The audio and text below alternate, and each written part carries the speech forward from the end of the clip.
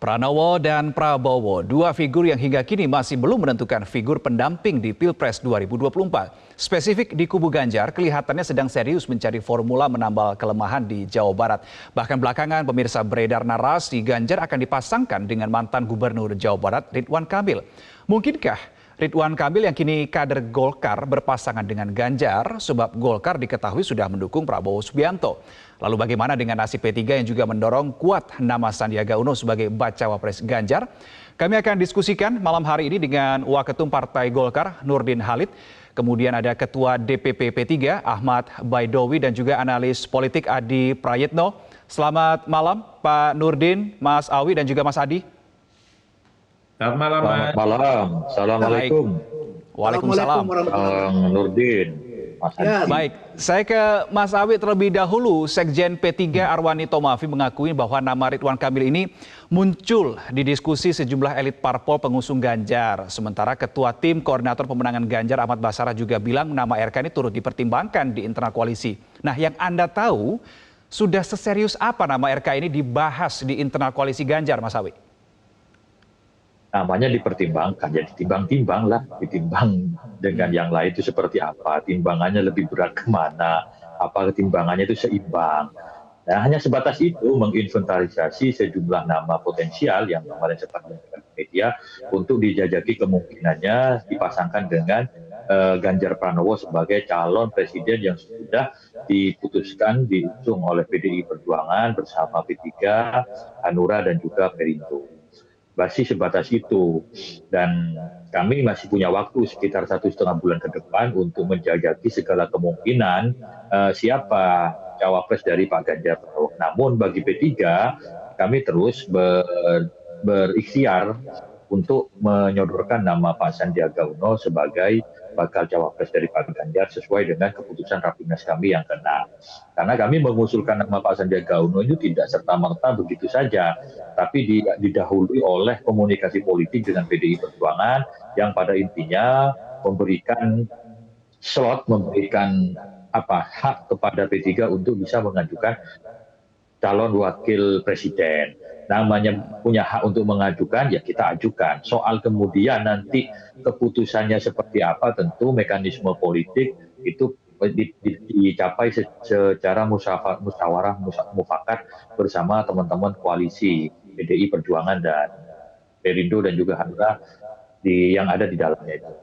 Baik, Mas Awi, tadi Anda bilang ini masih yang namanya dipertimbangkan, masih ditimbang-timbang begitu. Tapi saya penasaran, Juli kemarin Mbak Puan ini kan bilang bahwa ada dari 10 nama mengerucut ke 5 nama untuk figur bacawa pres untuk Ganjar Pranowo dan tidak ada nama Ridwan Kamil di situ. Nah, ini nama Ridwan Kamil mulai didiskusikan, mulai dipertimbangkan ini kapan sebetulnya? Mulai kapan?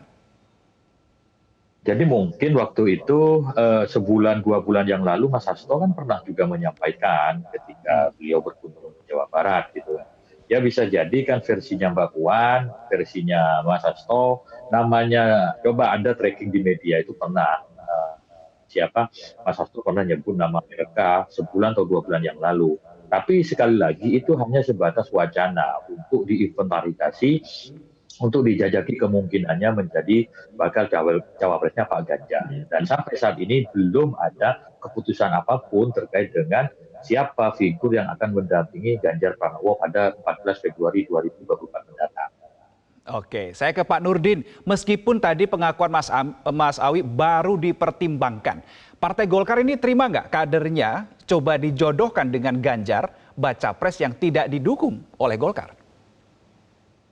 Ya, jadi dengan terwacanakan, dengan dipertimbangkan Pak Ridwan Kamil untuk menjadi cawapresnya Pak Ganjar, itu menurut saya hal yang biasa-biasa saja. Tetapi untuk diketahui bahwa wacana tersebut adalah bukan merupakan bagian daripada strategi perjuangan Partai Golongan Karya. Karena Partai Golongan Karya sampai saat ini tetap memperjuangkan daripada hasil Munas dan hasil Rapimnas di mana Pak Erlangga Hartarto sebagai calon wakil presiden. Nah, oleh karena itu Pak Ridwan Kamil sebagai kader Partai Golkar, apalagi sebagai fungsionaris Partai Golkar, jabatan beliau adalah wakil ketua umum di Partai Golkar bersama saya, tentu dia harus taat asas terhadap konstitusi partai. Nah, oleh karena itu ini bukan bagian daripada strategi perjuangan Partai Golkar. Namun ada hak asasi yang dimiliki secara pribadi oleh Pak Ridwan Kamil. Tapi seandainya itu terjadi, maka itu adalah bukan bagian daripada perjuangan Partai Golkar. Tentu ada konsekuensi dari sisi organisatoris yang harus dialami oleh Pak Ridwan Kamil. Tetapi beberapa waktu yang lalu, Pak Ridwan Kamil pernah menyatakan bahwa beliau patuh dan taat terhadap keputusan partai dan tetap mendukung Pak Erlangga sebagai capres maupun sebagai cawapres. Saya kira itu komitmen pribadi daripada Pak Ridwan Kamil selaku kader Partai Golongan Karya. Oleh karena itu sampai saat ini kita mesti terus berjuang agar Pak Erlangga bisa menjadi cawapresnya Pak Prabowo, karena Golkar telah menetapkan Pak Prabowo sebagai calon presiden. Nah, mudah-mudahan ini bisa terwujudkan sehingga Partai Golkar di semua tingkatnya insya Allah akan solid untuk memenangkan Pilpres maupun Pileg. Baik, Pak Nurdin, tapi meskipun Anda tadi menghargai dan tetap tidak merupakan bagian dari strategi Partai Golkar di pemilu 2024 seperti Anda katakan tadi, apakah Partai Golkar juga ada ancang-ancang atau upaya-upaya defensif lainnya untuk menahan angin dalam tanda kutip supaya nama Ridwan Kamil ini tidak tertiup ke kubu sebelah? Kita tidak bisa melakukan hal-hal seperti itu karena itu adalah bagian daripada hak asasi daripada Pak Ridwan Kamil. Tetapi saya yakin bahwa Pak Ridwan Kamil tidak berjuang untuk menjadikan dia sebagai cawapres. Dia diwacanakan, dia dipertimbangkan oleh kalau mendengar dari Mas Awi tadi itulah dari pihak Pak Ganjar. Tapi bukan perjuangan daripada Pak Ridwan Kamil. Oleh karena itu, nanti seandainya memang beliau dipilih, tentu dia akan melaporkan kepada Pak Erlangga. Dan saya yakin itu adalah bagian daripada upaya Pak Ridwan Kamil untuk menjadikan dirinya, tapi bukan merupakan bagian daripada perjuangan Partai Golkar. Karena Golkar tetap, sekali lagi saya mengatakan, Golkar tegas hanya memperjuangkan Pak Erlangga. Nah, nanti Pak Ridwan Kamil akan diberikan pilihan-pilihan karena kita ada aturan-aturan organisasi ketika sebuah keputusan partai tidak ada kader yang tidak mendukungnya, maka itu ada konsekuensi daripada aturan partai harus diterapkan, gitu. Baik, saya mau ajak Pak Nurdin, kemudian Mas Awi dan juga Mas Adi Prayitno untuk kita bersama-sama melihat kutipan pernyataan yang dikatakan oleh mantan Gubernur Jawa Barat, politisi Partai Golkar Ridwan Kamil. Ini saya ajak melihat, jadi pada tanggal 6 September 2023 Ridwan Kamil pernah mengatakan, cuma kalau lihat hitungan politik memang yang paling membutuhkan Jawa Barat kan adalah koalisi Pak Ganjar. Jadi itu logika matematika. Nah, saya mau ke Mas Adi Pray. Dalam konteks kepemiluan, yang paling penting itu logika matematika atau logika kepentingan, Mas Adi Pray? Ya, saya kira argumen dari Ridwan Kamil itu ada benarnya, karena memang kalau kita melihat angka-angka statistik, misalnya Ganjar Pranowo itu kan tidak terlampau kuat ya di Jawa Barat dibandingkan dengan Prabowo Subianto. Jadi wajar kalau kemudian Ridwan Kamil mengatakan yang paling butuh Jawa Barat itu adalah Ganjar Pranowo. Karena kalau Jawa Barat kemudian juga dimenangkan oleh Prabowo melalui Ridwan Kamil, maka sangat mungkin duet antara Ganjar dan Ridwan Kamil ini akan menguasai Pulau Jawa. Karena kan Ganjar kuatnya di Jawa Tengah dan di Jawa Timur. Kalau Ridwan Kamil maju di Jawa Barat sebagai wakilnya Ganjar, maka sentimen soal bagaimana memilih Ridwan Kamil itu diharapkan tentu bisa meningkatkan elektabilitas Ganjar. Kan itu yang sebenarnya kode-kode keras yang diberikan oleh Ridwan Kamil. Bahkan ketika lepas pisah soal jabatan politiknya sebagai gubernur beberapa hari yang lalu, Ridwan Kamil kan juga memberikan kode. Mungkin minggu depan akan ada breaking news ya, yang itu dikaitkan dengan soal kemungkinan deklarasi politik Ridwan Kamil yang belakangan ini ramai, dikait-kaitkan dengan kemungkinannya bisa berpasangan dengan Pak Ganjar Pranowo ya. Tapi satu hal Mas ya, dalam politik kita ini kan seringkali apa yang tampak di depan itu berbeda dengan apa yang tampak di belakang. Ini yang saya susah juga untuk bicaranya hitam dan putih. Tapi kalau melihat kecenderungan rata-rata, Ridwan Kamil, Sandiaga Uno, Mahfud MD, dan nama-nama lain, itu masih sangat mungkin untuk bisa mendampingi Ganjar di 2024. Di Golkar ini sangat terbiasa pilihan politik partainya itu berbeda dengan sejumlah kadernya yang juga maju dari tempat lain. 2014 misalnya Golkar itu kan berkoalisi dengan Prabowo Subianto, tapi Pak JK itu maju berpasangan dengan Jokowi. Itu biasa dalam Golkar, naruh begitu banyak kader dan kepentingan politiknya di berbagai keranjang. Mungkin sampai saat ini memang Golkar sedang mengusahakan supaya Erlangga Hartarto itu adalah sosok yang bisa berpasangan dengan Prabowo Subianto. Tapi kalau betul PDIP meminati Ridwan Kamil, bukan tidak mungkin Ridwan Kamil pun atas nama Golkar, atas nama pribadi, akan menjadi bagian penting dalam perhelatan Pilpres yang bisa bersandingan dengan Ganjar Pranowo. Cuman kan yang menjadi tanda tanya adalah bagaimana dengan P3? Tentu bagi P3 semua itu hanya sebatas rumor, itu hanya sebatas gosip.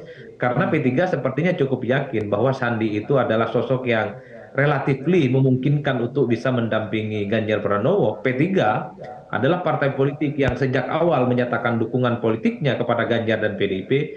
Sandi pada saat yang bersamaan adalah kader P3 yang saat ini adalah sebagai ketua Bapilu, yang saya kira dua fakta politik ini yang kemudian menebalkan keyakinan bahwa P3 juga sangat layak untuk posisi cawapres untuk berdampingan dengan Ganjar Pranowo. Inilah realitas-realitas politik yang terjadi pada hari ini, Mas. Tapi in the end, satu hal yang pasti bahwa yang bisa menentukan soal siapa cawapresnya Ganjar adalah Megawati Soekarno Putri, Pak Mardiono, kemudian Haritanu, dan yang keempat adalah Ketua Hanura, Pak Oso. Nah udah, selebihnya ya gelap gulita. Karena bagi saya kunci yang memutuskan cawapres adalah keputusan elit, bukan urusan-urusan ruang gelap, bukan urusan-urusan asumsi, bukan urusan-urusan survei, dan bukan urusan-urusan bagaimana kecenderungan pembicaraan-pembicaraan di publik. Itulah yang saya kira bahwa ketika muncul nama Ridwan Kamil belakangan, ya masuk akal, tapi ingat Sandi pun juga masuk akal, Mahfud pun juga masuk akal. Oleh karena itu tinggal kita tunggu apakah betul dalam seminggu ini akan ada kejutan yang spektakuler bahwa Ganjar akan segera mengumumkan kandidat cawapresnya. Apakah itu Ridwan Kamil, apakah itu Sandi, apakah itu Mahfud MD? Ya, itu tergantung elit-elit partai sekali lagi. Oke, baik. Saya masih melihat bahwa P3 ini masih mencoba untuk terus mendorong nama Sandiaga Uno untuk mendampingi Ganjar. Sementara kalau tadi Mas Adi bilang Ganjar ini masih lemah di Jawa Barat. Nah, apakah menurut Mas Awi figur Sandi ini tepat untuk menambal kelemahan Ganjar di Jawa Barat? Ditahan dulu jawabannya. Kita sambung di segmen berikutnya. Tetap di Prime News.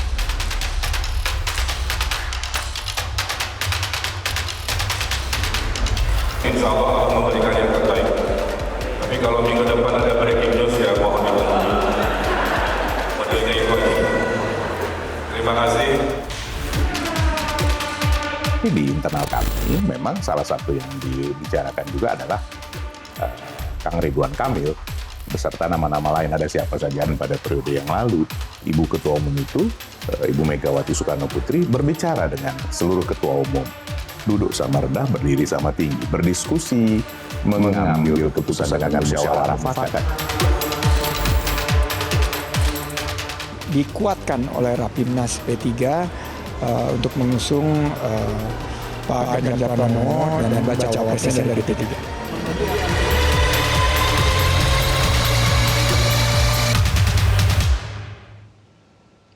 Kita lanjutkan diskusi malam hari ini. Saya ke Mas Awi lebih dulu soal pertanyaan saya di segmen sebelumnya. Mas Awi, ketika Anda dan kawan-kawan P3 lainnya masih terus berupaya keras mendorong nama Sandiaga Uno untuk mendampingi Ganjar di pemilu 2024, kita tahu juga Ganjar lemah di Jawa Barat. Apakah figur Sandi ini adalah figur yang tepat untuk menambal kelemahan Ganjar di Jawa Barat? Ya, figur yang cukup tepat karena begini, Pilpres itu berlaku secara nasional, ada 38 provinsi yang diikuti.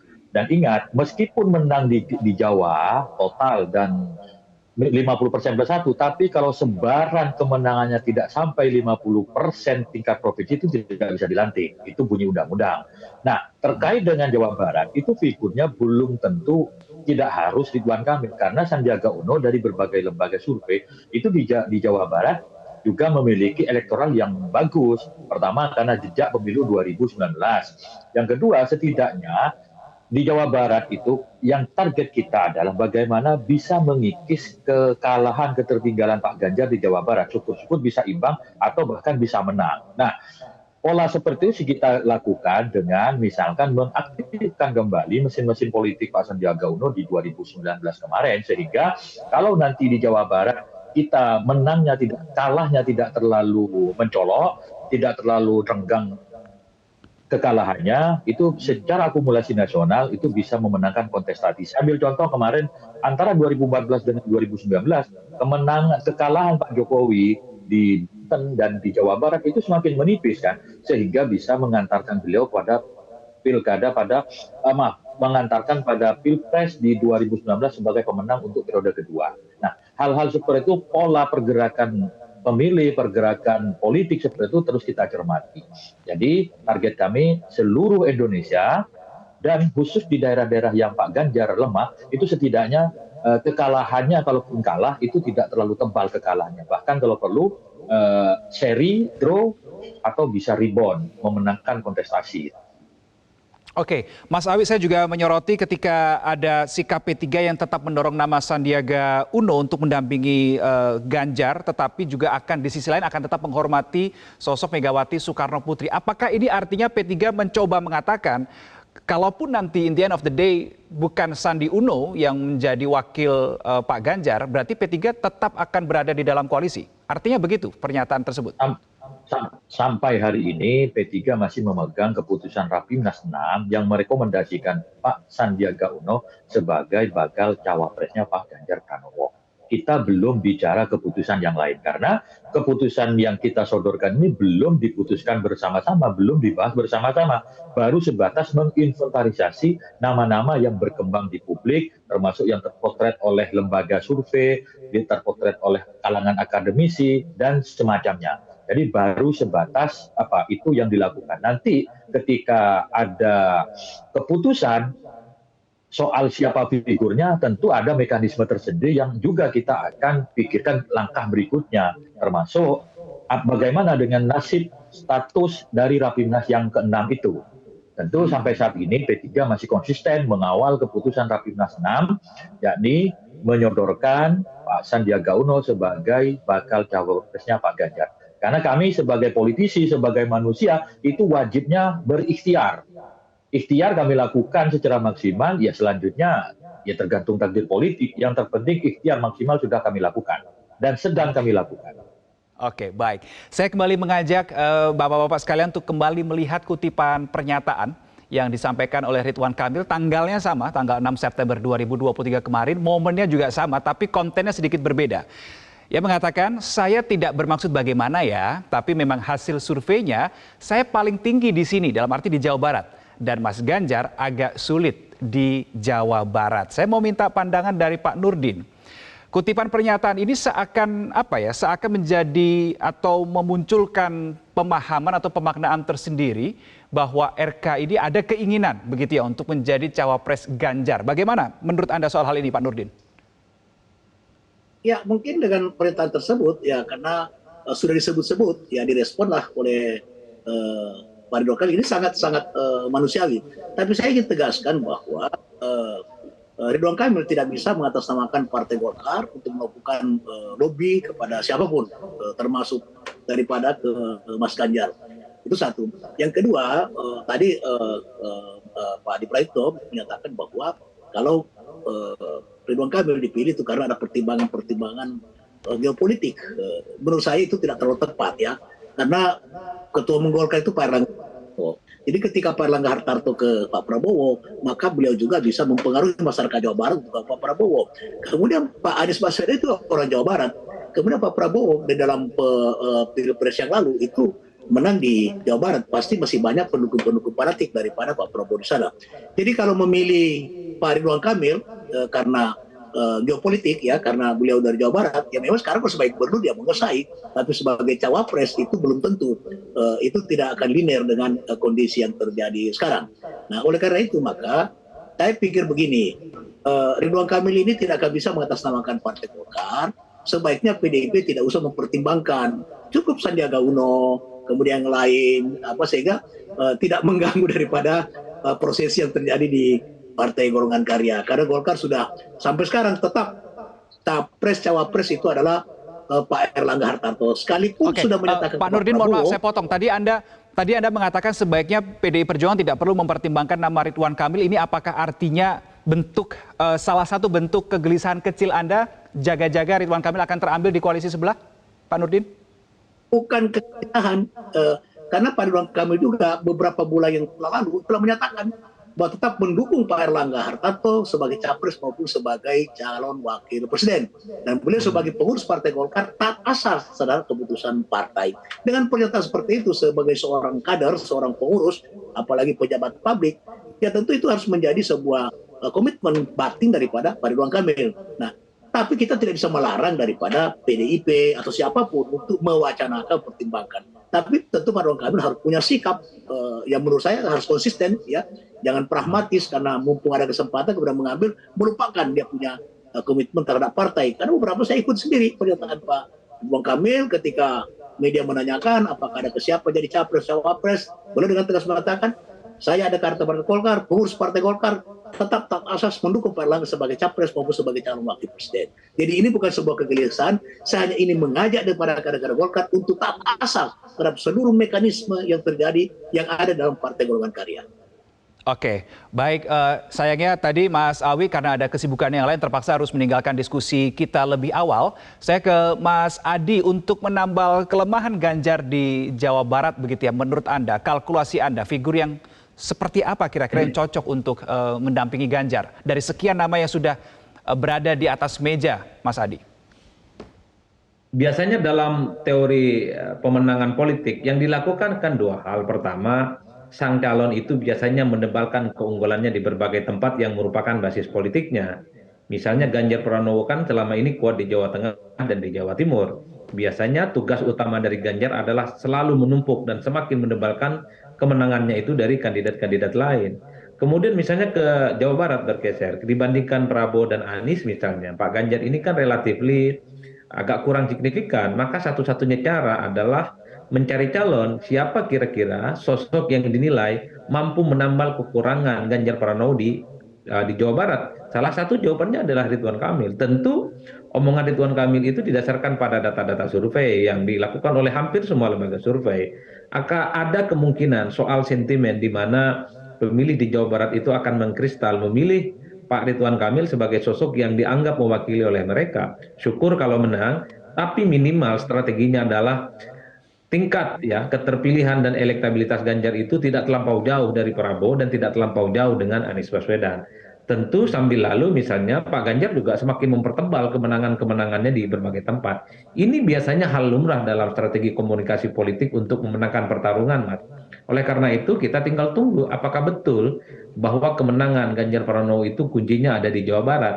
Makanya ini yang kemudian sehari dua hari ini begitu ramai, muncul isu, muncul gosip, muncul informasi bahwa minggu depan sangat mungkin katanya ada informasi dan deklarasi politik bahwa Ganjar Pranowo akan berpasangan dengan Ridwan Kamil. Sekali lagi, ini adalah gosip politik yang hampir setiap hari kita dengar. Bahkan sampai hari ini. Begitu banyak media yang menghubungi kita soal kemungkinan breaking news yang disampaikan Ridwan Kamil. Maka tidak mengherankan kalau kemudian Golkar pun pasti bereaksi. Karena apapun, ya Ridwan Kamil masih kadernya Golkar. P3 tentu layak untuk uring-uringan. Karena keinginan untuk menjadikan Sandi sebagai wakil Ganjar tentu akan jadi ya hanya sebatas utopia yang tidak mungkin mereka akan bisa tuntaskan ya untuk maju di Pilpres nantinya. Oleh karena itu bagi saya ada ruang gelap yang sebenarnya yang tidak pernah kita ketahui bersama. Ya contohnya apa? Tiba-tiba Ridwan Kamil jadi pertimbangan. Padahal Golkar dukung Prabowo Subianto. Bagi saya ada ruang gelap di mana ada negosiasi politik. Ada kepentingan politik yang mencoba untuk bagaimana mencari celah-celah supaya Ridwan Kamil sebagai orang penting, sebagai mantan figur publik bisa bertanding di 2024 yang sangat mungkin akan bisa menambal kekurangan politiknya Pak Ganjar Pranowo nantinya. Saya ke Pak Nurdin. Terakhir ada dugaan ini ketika narasi Ridwan Kamil diduetkan dengan Ganjar Pranowo semakin membesar begitu ya. Bisa saja Golkar ini dugaan ya Pak Nurdin, Golkar menaruh kaki di perahu lain tanpa memindahkan badan seperti yang terjadi tahun 2004 silam. Saat Pak JK juga maju jadi cawapres Pak SBY pada saat itu. Ini kira-kira bisa begitu nggak dalam konteks keterkinian? Itu tidak akan terjadi ya. Secara organisatoris itu tidak akan terjadi itu. Kalau secara pribadi bisa saja, kita tidak bisa menghalangi dan kita tidak bisa tahu apa hati orang. Tetapi secara organisatoris saya ingin tegaskan bahwa Golkar tidak akan bermain dua kali seperti itu. Waktu Pak JK sebagai pasangannya Pak Jokowi, itu beliau bukan sebagai pengurus partai ketika itu, bukan pengurus partai. Berbeda dengan Pak Ridwan Kamil pada saat ini wakil ketua umum Partai Golongan Karya. Oleh karena itu maka akan ada konsekuensi organisatoris ketika andaikan Pak Ridwan Kamil menerima daripada amaran itu. Tapi kita juga tidak bisa melarang Pak Ridwan Kamil karena itu adalah khas beliau. Tetapi harus ada konsekuensi daripada organisasi dari Partai Golkar Karya. Dan sekarang ini ya kita tak berjuang bagaimana Pak Erlangga menjadi cawapresnya Pak Prabowo. Dan dengan hengkanya Caimin dari sana, maka itu peluang Pak Erlangga itu semakin besar karena tinggal bersaing dengan calon dari PAN. Jadi sedikit lagi saya kira Pak Prabowo akan mengumumkan Pak Erlangga sebagai calon wakil presiden dari Pak Prabowo. Dan kalau itu terjadi maka Golkar akan solid di Jawa Barat, ya, akan solid sekali di Jawa Barat dari seluruh Indonesia. Dan Pak Prabowo juga sudah berpengalaman 2 kali pilpres, beliau memenangkan di Jawa Barat. Nah, insya Allah dengan berpasangan Pak Erlangga akan memenangkan juga di Jawa Barat.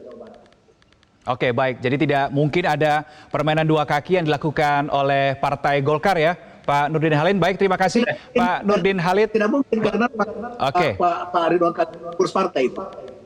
Oke, baik, terima kasih Pak Nurdin Halid, Waketum Partai Golkar, dan juga Mas Adi Prayitno, analis politik sudah bergabung bersama kami di Prime Time. Sebelumnya juga ada Mas Ahmad Baidowi, Ketua DPP P3, sudah bergabung juga bersama kami di Prime Time. Jelajahi cara baru mendapatkan informasi. Download Metro TV Extend sekarang.